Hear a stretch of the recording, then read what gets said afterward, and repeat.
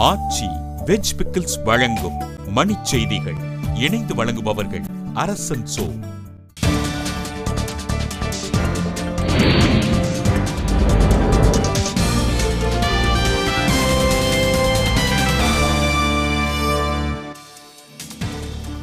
மக்களவை தேர்தலில் காங்கிரஸ் மாபெரும் வெற்றி பெறும் என ஆலோசனை கூட்டத்தில் சோனியா காந்தி நம்பிக்கை.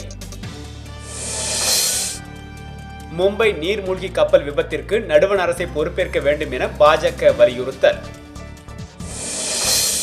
டெல்லி ஆக்ரா இடையிலான சதாப்தி விரைவு தொடர்வண்டியின் வேகத்தை மணிக்கு 160 கிலோமீட்டர்களாக அதிகரிக்க திட்டம். சென்னையை போல் கோவையிலும் தானிகளுக்கான கட்டணத்தை முறைப்படுத்த தானி ஓட்டுநர்கள் கோரிக்கை.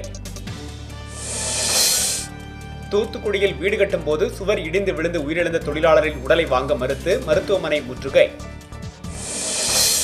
தென்காசி அருகே உள்ள கீழப்பொலியூரில் பூட்டிய வீட்டிற்குள் கட்டட தொழிலாளி மர்ம மரணம், கொலையா என காவல்துறை விசாரணை.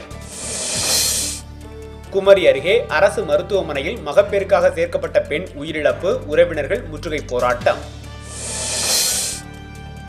ஈரோட்டில் கோவில் திருவிழாவில் காவல்துறை தடியடி நடத்தியதால் பதற்றம், பொதுமக்கள் சாலை மறியல்.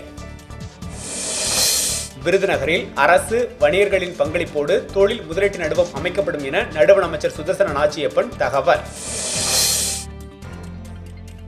உக்ரைன் நாட்டின் புதிய பிரதமராக எதிர்க்கட்சி தலைவர் எஸ்டன்யூக் தேர்வு. ஆச்சி வெஜ் பிக்கிள்ஸ் வழங்கிய மணிச் செய்திகள். இணைந்து வழங்கியவர்கள் அரசன் சோ.